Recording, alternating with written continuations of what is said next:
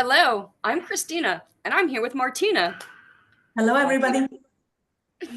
And we are your podcast hosts for Everyday Ordinary, Extraordinary Women. We were inspired to create this podcast after pondering this question: what would a world look like where we can be inspired by every person? Usually, we're very quick to compare and judge ourselves and others. And when we do that, everybody's losing. Depending on my point of view, I can either feel small because I come out lacking, or arrogant and dismissive because I feel superior.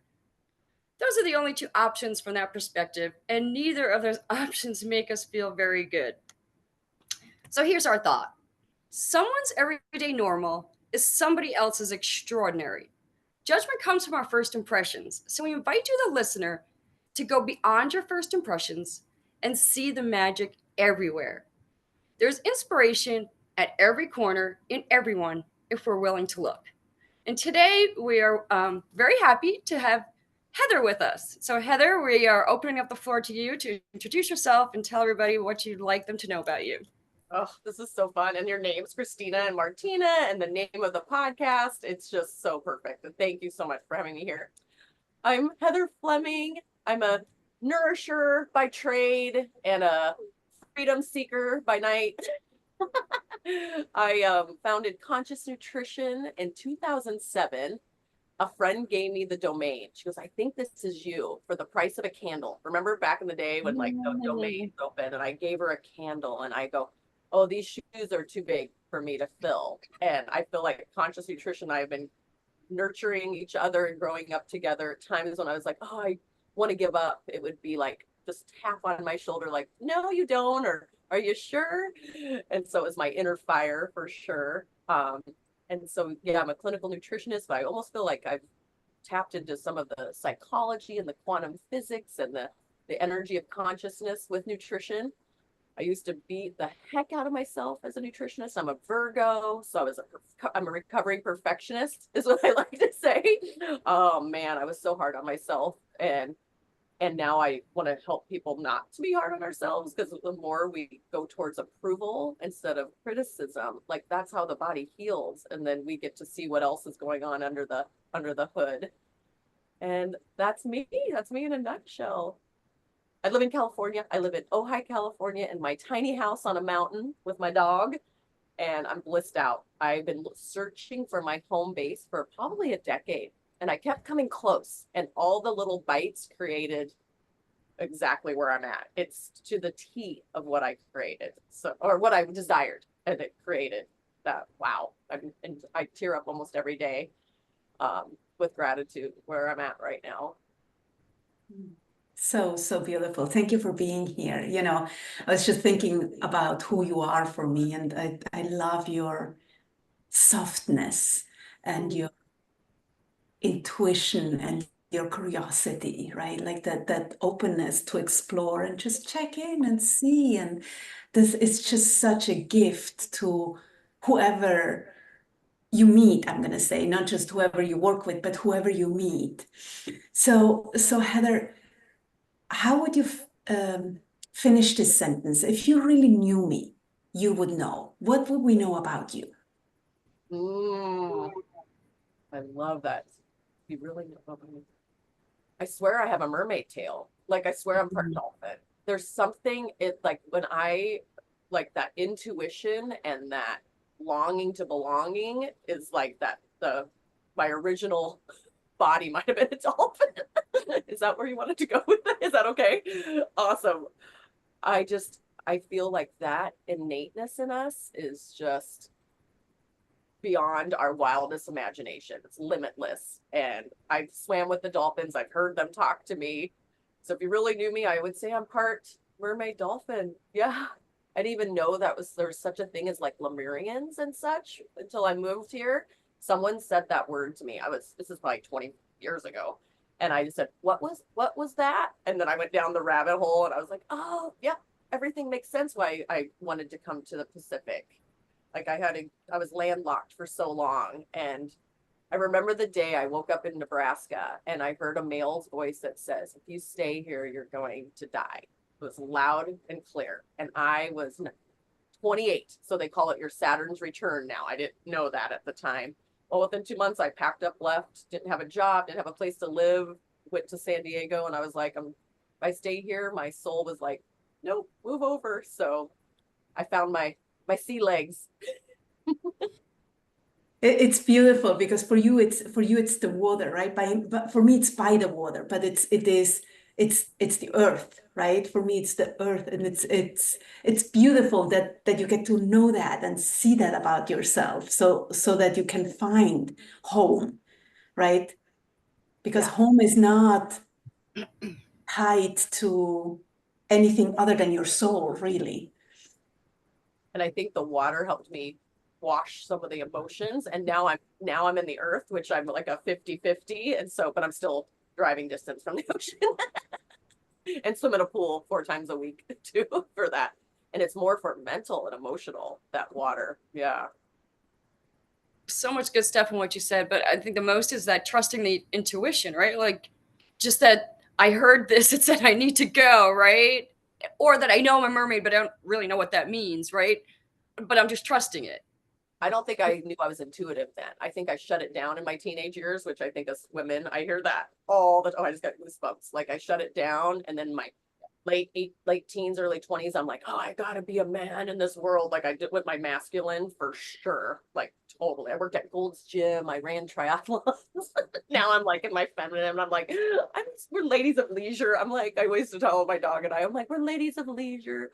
So my feminine woke me up to that when I was 28, thank goodness. And then now my intuition went wild, and I live by it. Like there's like a Tom Petty song, if you don't trust yourself, who do you trust, kind of thing. I think it says California. I think it's called California. So it's like all the most perfect movie scene, just playing out in our lives. We can play with the movie, versus against it, which is not fun. I've done that too. Yeah, and it's beautiful, like what you're saying is that playing with the masculine and the feminine within, right? Because it's like we might rage against the patriarchy, but the patriarchy is not out there. The patriarchy is inside us, right? Because we've been raised and groomed in this environment, right? And we have to find our, I'm going to say, softness and sweetness, right? We have to come back to that creative. Let me just, because I hold on, just give me 1 second. I found this, I was looking up divine masculine and divine feminine, and here's what I found. And for me, that was like, oh, wow. Divine masculine energy includes empathy, compassion, honesty, integrity, confidence, vulnerability, strong boundaries, and patience. It is the opposite of the toxic, stoic, aggressive, and dominating patriarchal masculine that we continue to see in and around us. Because it was a male's voice that I heard that day, and it my innocence too. I would say, I love the word innocence popped into my head as you were talking, and I like got to befriend the innocence. Like, what if I didn't know anything and just went out and went out on this adventure and explored. Yeah, I love that. Yeah. I mean, truly life is just a big adventure, right? But we don't see it from that perspective. And so then it becomes this like checklist, or I don't know, but yeah, I like looking at it as a big adventure myself. So I can. So the word I just heard is like a dance. Yeah. It's like a dance, right? It's like the moment we get rigid, whether it's in the masculine or in the feminine, we're in the ordinary. We're not in the divine anymore. And as long as we can dance and play, we're in the divine.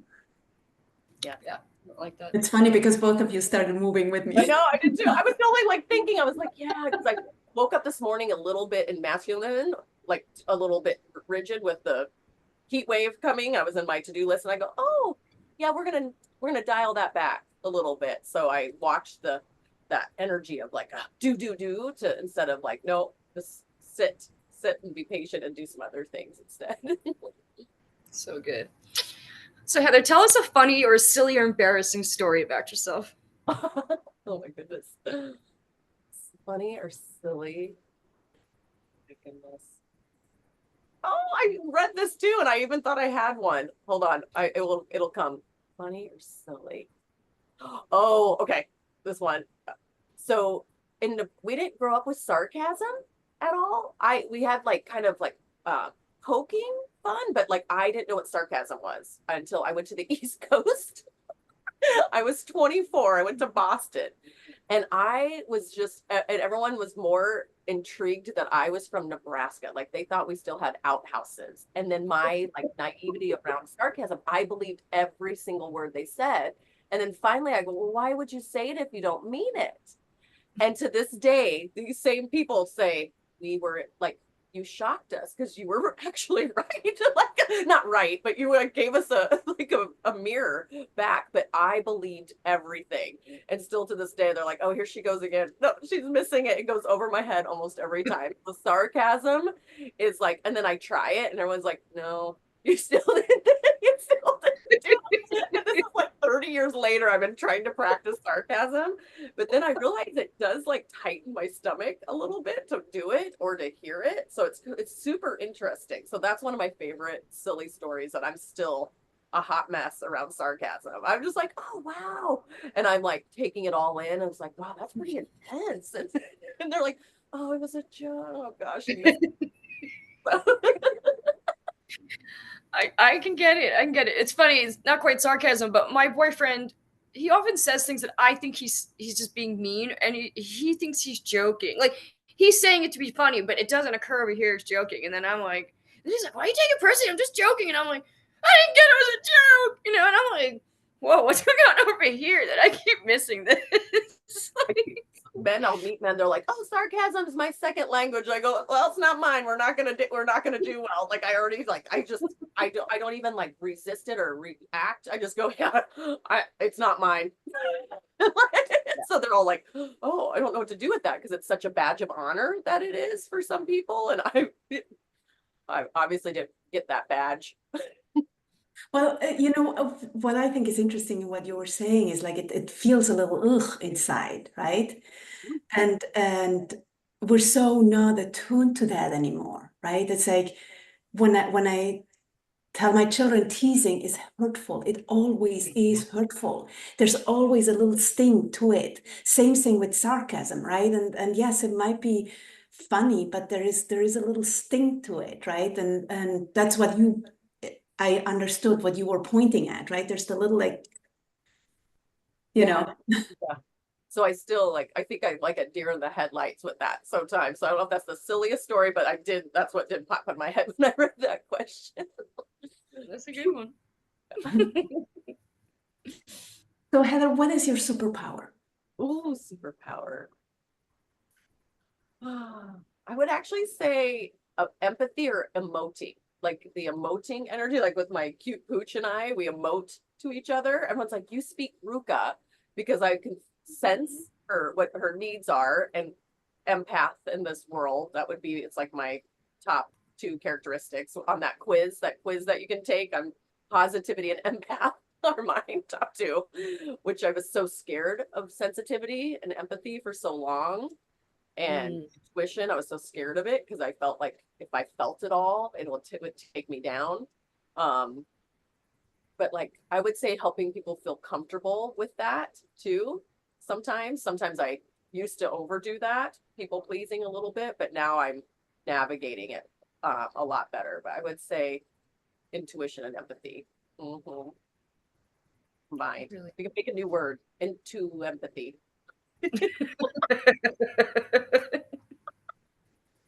I like it. All right, so I'm going to give you a couple of questions here. You can answer this all as one. If you want to take a one piece of it, it might be one answer for all of it. I'm going to read them to you and you can kind of decide. So what made you who you are today? Or what was your biggest lesson? Or what took the most courage? Or when did you stand for something that mattered?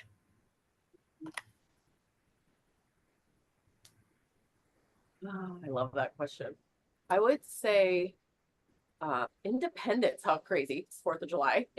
I just put that together. Independence. I remember I'm an only child, and my mom had me out of wedlock with some confusion. And I was almost given up or so, but then I was adopted by my the person I called dad, but didn't know till I was way late in life that he wasn't my dad.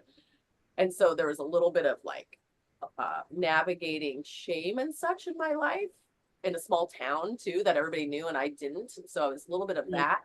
And I felt a strong independence from everybody because of that. Like, I was like, I got this. I remember being like really young, being like, oh, I've got life figured out. And that was when my intuition was, and then it kind of dimmed. I think called what do we go? Puberty. I think it dimmed in puberty or got blasted or something. But I remember like sitting in my pajamas one time going, oh, I'm going to have a really good life. I just, that was like 11 maybe. Yeah, I just had this knowing of independence. So I think I came on the planet this round for non-attachment is what I think I am playing with the most. Buddhism, I didn't know a lot about Buddhism, but now I really appreciate, I'm loving the word equanimity in Buddhism. I'm really playing with that, my emotions and my whole life, like not less reactive. I'm in menopause right now, so that's harder to be less reactive. So it's like my puberty and my menopause were both very challenging for me so far. And I'm just really being with that. So yeah, I'm so grateful. I saw the version of me if my mom would have married my biological father. And I don't even know who he is, but let's say he was wealthy farmer. He was a wealthy farmer somewhere in Nebraska. And I saw this version of me and my light was dim. I didn't have my life force that I have now. Like, I didn't have my fight, like my fierce. It was, and she was bitchy, kind of. She was kind of bitchy, and I was like, oh my God. And so I'm so grateful that I had this like life that I was like, oh, I'm gonna show you, you know, my elbows and my little sass to go and like go through the shame too, that I did. When I found that out, I was like, oh, that's what that was. Betrayal and shame was deep in me. It was always nagging, but I couldn't identify it. But it helped when I found out that story.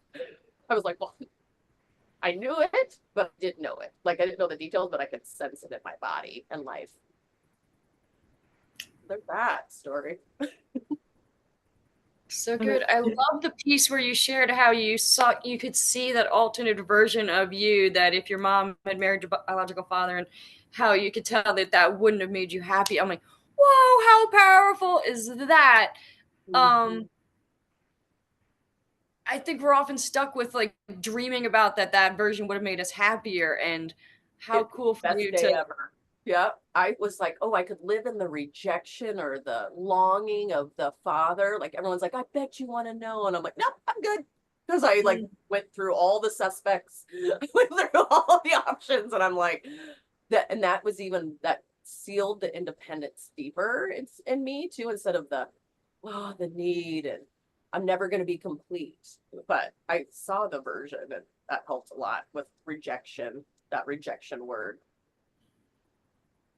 Well, one of the things I also heard inside of that is, you know, like the resignation that comes from dimming your light, right? Like you were talking about, like bitterness, right? It's like that there's a resignation that when we give ourselves up, there's like, you know, we just become bitter, we become resentful, we become heavy, and we, you know, I was telling a friend, I'm a recovering go-alonger, right? Love it.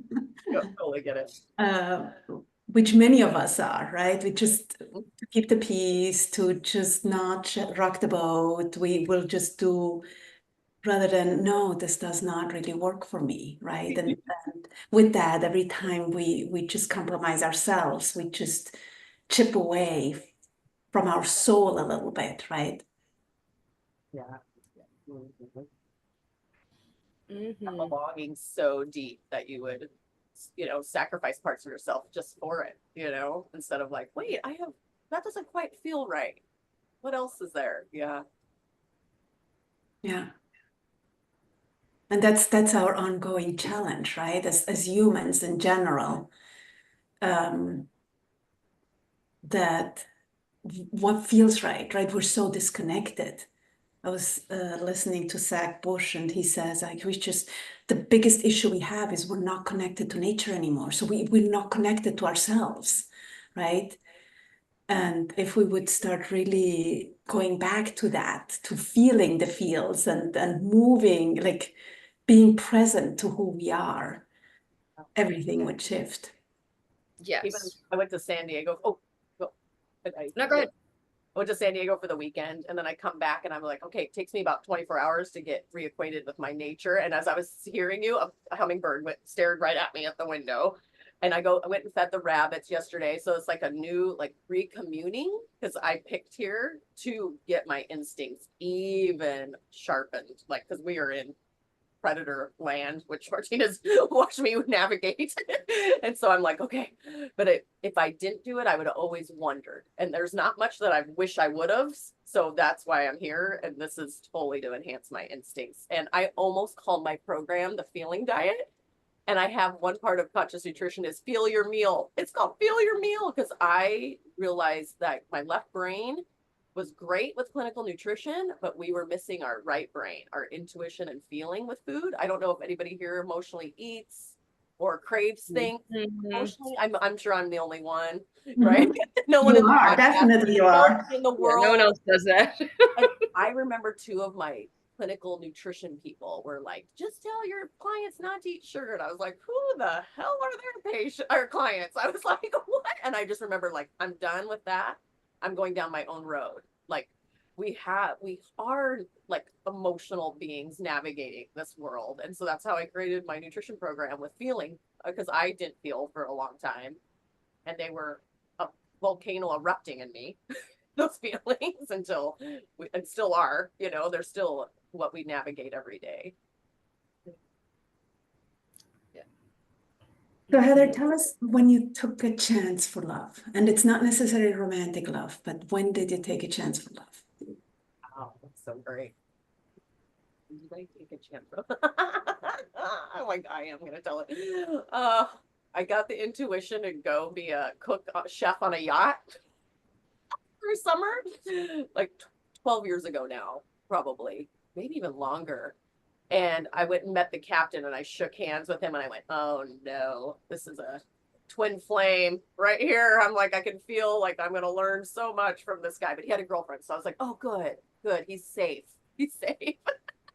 So I jumped on the yacht, put my business on hold for 3 months. And of course, day 3, we fell in love and we were mirrors and twin flames and it burned out, but it was perfect. And it set me on my course. Look at that, yacht captain. I know. It's like too perfect. And then I lived on a sailboat for 4 years. So I got my mermaid legs, got to live in water and sleep in water for 4 years. We bought a sailboat together and he owed me money and I got the boat. And so took a chance for love and got a boat out of it. And loved myself from that. Like it was so easy to break up with him because he went back out to the high seas and wanted the chaos and the turbulence. And I was like, nah, I'm good. And then I got one of my biggest nutrition gigs the next day. A phone call out of the blue was one of my biggest nutrition gigs I've ever got. And I went, oh, and it was just so easy to let that love move on. Like, go ahead, sail away. I'm good. So. Just that part of your life was complete and it was time to the next, right? Like how At one cool time. is that? It's so cool because I think we're so stuck in that, this love has to be this long lifetime thing, and how cool you could just be like, this was perfect, right? We had these amazing, 4 years together and it was done and next. Yeah. Yep. Mm-hmm. Yeah, but we get attached, right? We get attached as humans, we get attached to everything and anything, right? We get attached to houses, to places, to people, to, and we kind of latch on to them because, and that's another thing that Zach Bush was saying, right? It's like we kind of bleed them dry, right? We suck them dry Part of in that. the process because we believe that they have something that we need, right? And not every relationship is like that, but often there is something like that keeps us, right? I need you. No. Yeah, that desperation. I can totally relate to that. And then I woke up 3 days before my 40th birthday and sold the boat to a homeless gentleman outside the marina. I was like, oh, I'm done. I sold it for cash. and he sailed away. It was so perfect because that attachment, because I could feel my desperation was kind of kicking in that I need this to be certain. And I'm like, oh, no, you're complete. Like that when it's almost like grieving the end of something, but we don't want to. We're still like gripping for dear life. And then I was like, oh, let me grieve this and then sell it. Like it took like minutes to move on. Which is another great, like it doesn't have to be this long grieving process, right? You could just do a simple little ritual and be done. But to give yourself the space to really, we were having this conversation just the other day, Martina and I, to give yourself the space to complete something powerfully, right? And before you move on to the next thing is really important. Yeah. But we Because all your energy can really be moving into what you're creating next, as opposed to be halfway dragged back in whatever you're still grieving over there. And the suffering, like misery loves company. Like, oh, she should still be suffering, or she should be sad over that. Yeah, interesting. I love that. Yeah, really good stuff. So Heather, what fills you up? What recharges your batteries? Food. Food and water. Food and ocean warm water. I love to cook, and I love cooking for people. And I love the creative process of it. Just like, oh, let's see. I forgot I have amnesia about what's in my fridge, even though I teach nutrition and food all day. I'll open it up and be like, I don't remember buying that. And I'm so excited. It's exactly what I wanted. Or I have a friend coming by and it's what they wanted. And that is just like pure bliss for me, is like nourishing others, of course. And then watching them be happy. I'm creating a new honey mustard dressing. So I watch my friends take their first bite of it with it's the first round. So I was a little obnoxious about it, but I was like, no, go ahead, take a bite. And I'm just watching their faces with joy. And I'm like, oh, that makes me so happy that I'm playing around with a honey mustard dressing recipe that I might, take out in the world. And then for me, ocean water and sunshine and a quick nap. I'm like, oh, what was wrong? Oh, I had something going on. Gone. It's gone. So her and I go to the ocean a lot. She's my little lifeguard. She'll sit on the towel and like stare at me. If I go too far out, she'll come bark twice at the ocean edge and then go back to the towel. Yeah, it's a stare. She's like, you're too far, Mom. Come back. So we have a little sunshine water ritual. So good. So good. And I love that she loves being part of your rituals. It's really charming. Very beautiful. So Heather, who or what do you want to be when you grow up? Like if you could be anything or anyone, what would you be and why? Like if there's no restriction, if there's no limitation, what would you be? Who would you be? I think you already know the answer. You two already know the answer. Be a mermaid. When you said no, I went totally like a chef or a healer, and then I went no, mermaid, and call like everybody back to the calm. Like if they're out in the wild high seas, I'm like, hey, this way. Here's where the safety is. Like to feel safe, help people back to safety. Yep. Can't think of anything else. I've never thought about that, but it was so clear. And it's funny because what I hear too, though, with your mermaid is, you know how like the song of like the whales and the dolphins. Do you know what I mean? Like they're truly on the planet. Like the orcas and the whales are. Their song is like really healing and like I feel like that's what you'll be doing as your mermaid. Like you will be like putting out these healing songs right through the waters or something like that. Like healing people with your song. That's what from when you first started talking about your mermaid at the very beginning of this, I got the whale songs kept coming to me in my head. I'm like, magic. Yeah. Maybe I'll have like a little boat out here in the ocean and serve happy hour appetizers to people while they're surfing. We thought of that one time, actually.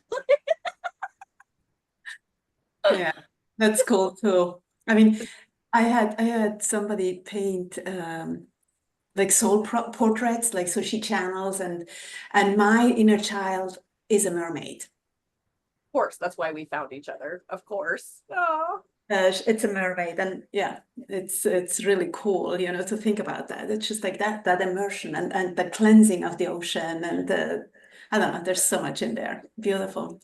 A mermaid. And keeping everybody safe. I've never love thought it. of that together. Like, hey, I've got fresh fish over here, or hey, don't go that way. My intuition's telling me for you to go this way. Like, just kind of navigate out there. Love it. That's cool. So good. Such a beautiful image. All right. If you had a magic wand and could give people any quality, what would you give them and why?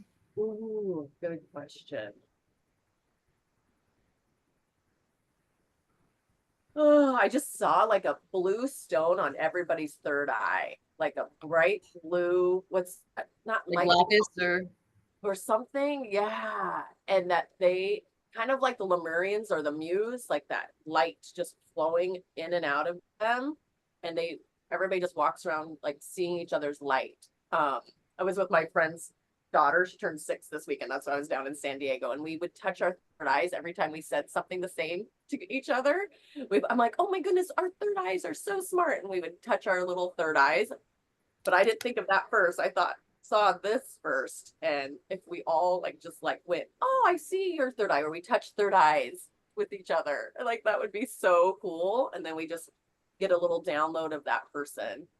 I had a little download of one of my best friends this morning that I've known since preschool, and I had like so much compassion for her. I don't know why I thought of her, but really strong, and how much she means to me, and all of like I got her download. And if we all got each other's downloads, just think how we would show up for each other. Like, oh, I forgot how much rejection she was living with, and was like,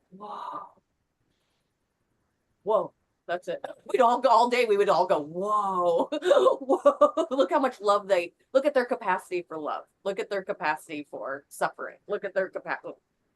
Yeah. No capacity. So is it like a gateway to compassion and understanding? Maybe, yeah. Compassion, understanding. Like that soul depth, like the heart resonance connection, instead of us being like, hi, what do you do for a living? We said we get their whole genetic makeup from just right there. For me, like I feel like when it was like like plugging into the collective consciousness, that's kind of like what I was like. Yeah. Like you're all tapped in, right? Like that's like when you said touching each other's third eye. Like for me, that was like seeing the collective consciousness and where everyone really is, as opposed to the physical crap we're normally absolutely interacting with. And just the personality too. You see like deeper than the personality. Yeah. So good. Get chills. Yeah. Yeah, what popped in my mind is like the good of all, like for the good of all, right? That's the sentence that kept coming. It's like we tap into that, and we like everything gets out of the way, so it's just the good of all for all, the good for all that is left. And I have a feeling next time I talk to her, I'll have a deeper softening, and like our friendship will even morph even after 50 years, like it's going to morph even more now with that. So it's so interesting. Yeah. I wouldn't be surprised too if you like hear that she was going through something today, right? And that she felt like something shift or whatever, right? Like, yeah, like, because she clearly, you tapped into her for a reason, right? And so there's probably something going on, and you just putting your energy on her was probably just enough to give her that little boost that she needed. So yeah, it's really cool. Whenever people pop in my head, I just send them love, right? I'm like, I don't know why you popped in my head, but clearly it's for a reason. So I'm just gonna send you love for whatever's in your highest interest, right? Like I think I received deeper appreciation for her and her personality that's a little rough around the edges at times. Like I got deeper behind that too. Yeah. And just appreciated her more too. So that's wow. Instead of like, oh, they drive me nuts, I'm just not gonna call them. But instead, you're like, wait, no, that's not at all what I feel. I actually get more appreciation. So beautiful. I love that awareness. It's really good. Those are the ones we grow the most from, right? Those ones that really irritate us. Because it's the stuff we're irritated by is usually what we don't like about ourselves, right? And exactly. We're polar opposites. She's probably my closest sister. Right. Planet, a couple of people. And yeah, we've known each other since preschool. And my father passed away last year, and she was right there the whole time. So And I always go back to Nebraska on the 4th, and I'm not this year. So I had that come up, and I was like, oh, I'm having some energy around this. And then I was like, oh, wow, I need to really deepen my appreciation and share that energetically, or maybe sending her chocolate covered strawberries or something. Who knows? Who doesn't want that? I can't think of anyone. I can't think of anyone.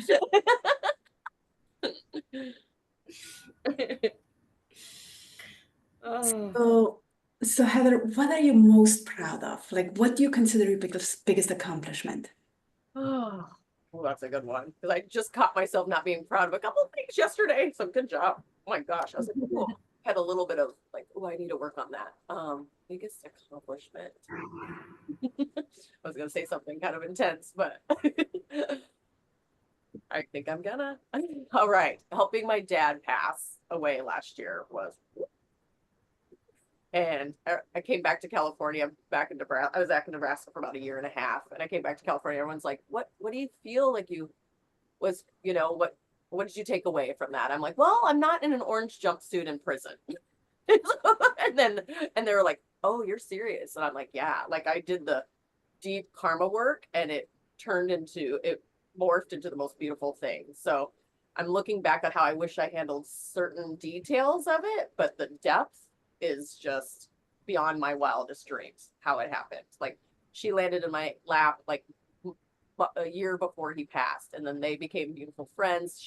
My dog helped open up his heart because it was closed, and I just watched it all. So I would say being a witness for that.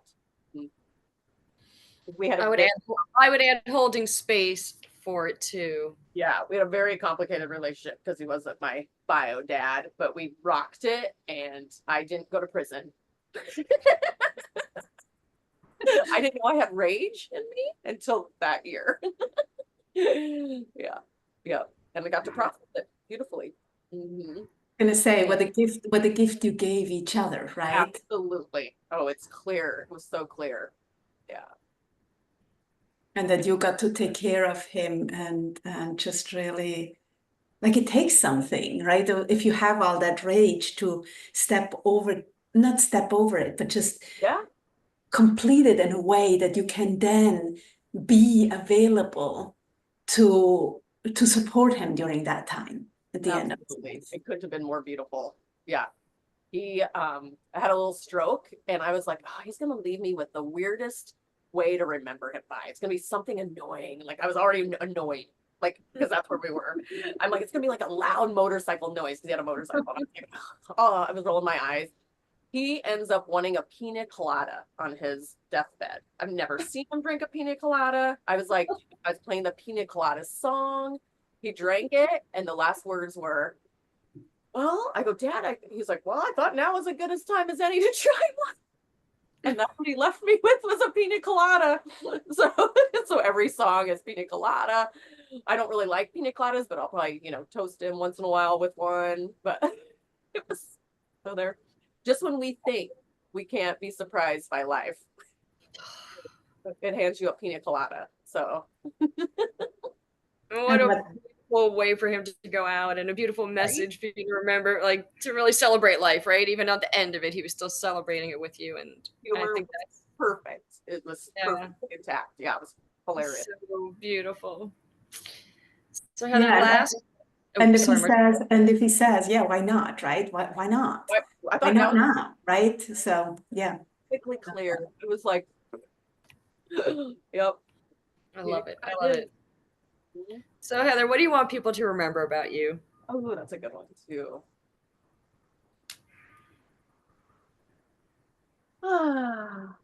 Rebel leader.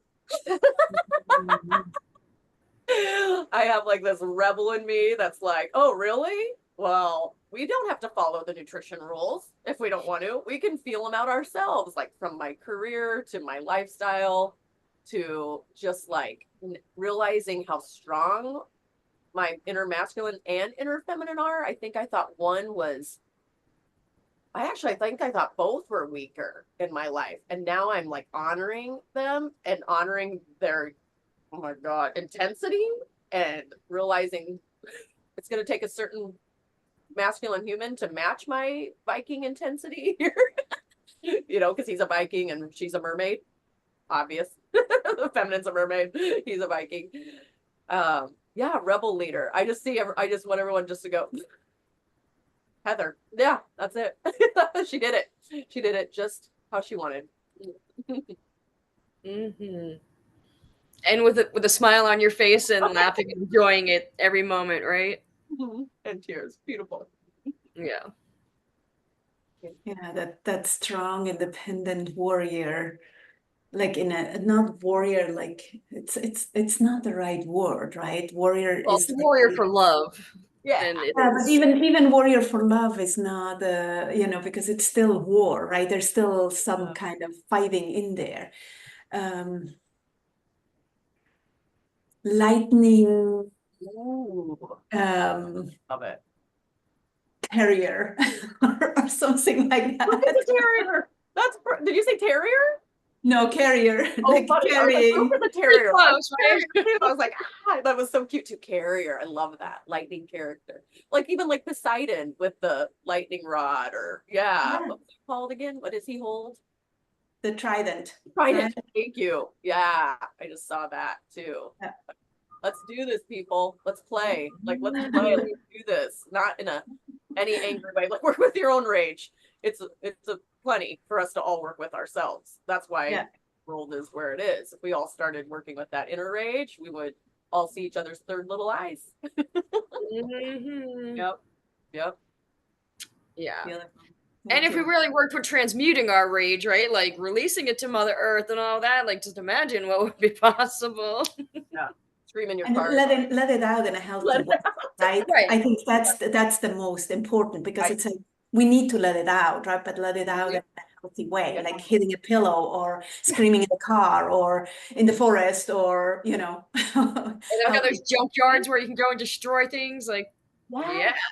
Like training from age 5 up, honestly, like it should be our training to process that. I did not know how to process anger or rage. It was just repressed until it builds up to, you know, Viking level. Right. And I think that's how it is for most of us, which is why we're so taught to shut it down, right? Which is so counterproductive. Like, no, you want to learn how to, but that's not what any of us are taught, which is probably why the country is the way it is right now. It's our new business plan. But it gives us a lot of work to do, and we can. We will be our, what is it? Lightning carriers. I love that. Yeah. Yeah. There's something, I don't know what the word is, and it probably will come to me in a few days, but it's like that, it's like solid and grounded, but extremely powerful and unstoppable. And that's part of what I see in what you're saying, right? There is this like force to be reckoned with. So fiery and alive, and you know. Yeah, because that version of me I saw, she had no life force in her eye. And that's sometimes my worst dreams are when my dream, my light is dimmed. And I'm like, ooh, what's going on in my life? Why is my light dimmed? Like that's my temperature control is going on. It's going on if my light is dimmed. I'm not nurturing it. I'm not fueling it. I'm not fueling the fire. I'm suffocating it. And that's also beautiful, you know, Debbie Ford has that. And Christina and I, we were talking about that a while back, and we played with it in a course that we did. Is like checking in every day. Where is your internal flame? How is it doing? And then just look and see, what actions did you take to nurture it, and what actions did you take that dimmed it, right? So we can become more aware of really nurturing ourselves, right? Like what feeds us on every level. Beautiful. So Heather, you have a business. Do you want to tell us about it? Do you have an offer for us? How can people find you? And just for you out there, just so you know, it's all going to be in the notes, but Heather is going to tell us everything about it. So go ahead. It's consciousnutrition.com. I got that domain. Again, they've grown up together. You can go on my homepage and I have a quiz.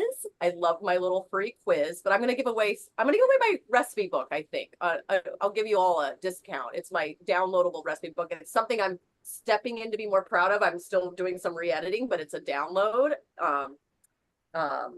It's Meals and Feels. It's called Meals and Feels, which I love, and it's really great. But the quiz is a great way to kind of get to know yourself, whether you're a rebel eater, comfort eater, number eater. What's my other two? Connector, and I'm missing one. Hold on, guilter.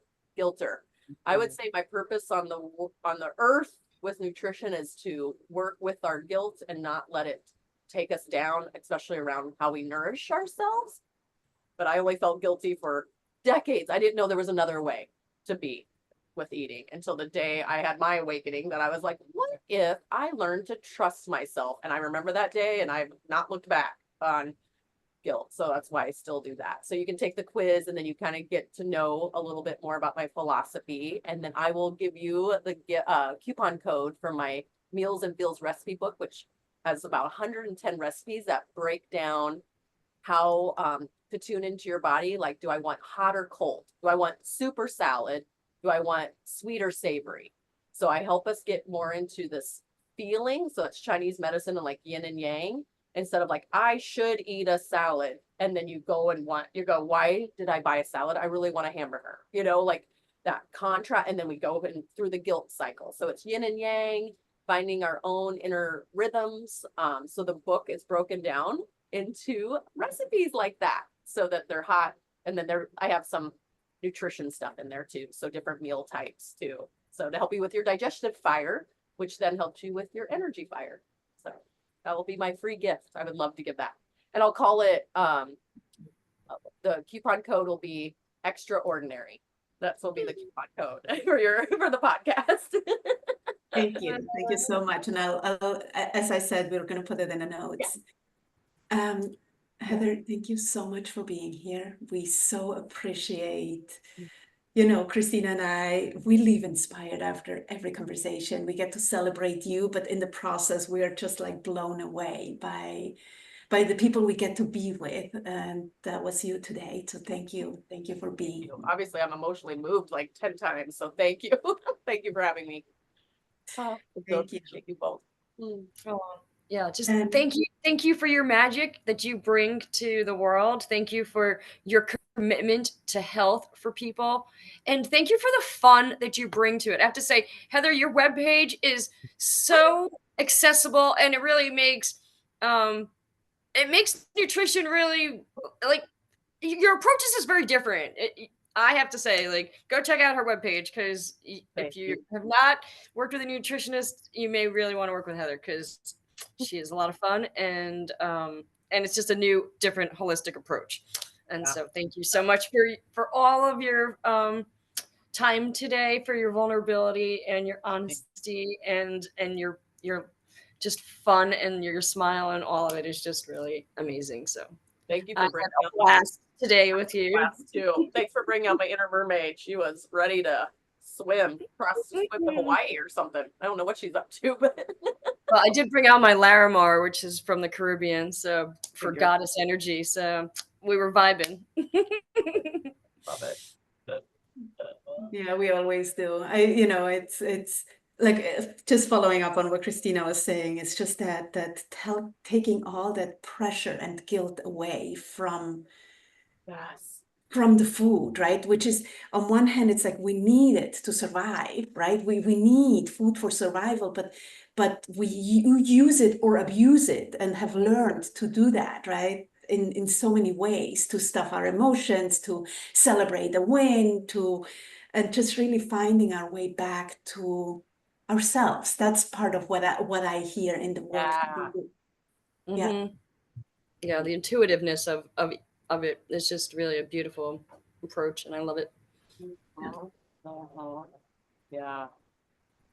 So thank you to all of you out there. Thank you for being here, for listening. If you love this, please leave us a review and share. Please share with people, so more people can be inspired and excited about about being human, really about being human. And please always remember that you are extraordinary. You rock. Until next time, Christina? Bye for now. Heather, you want to say? Thank you, everyone. Thank you.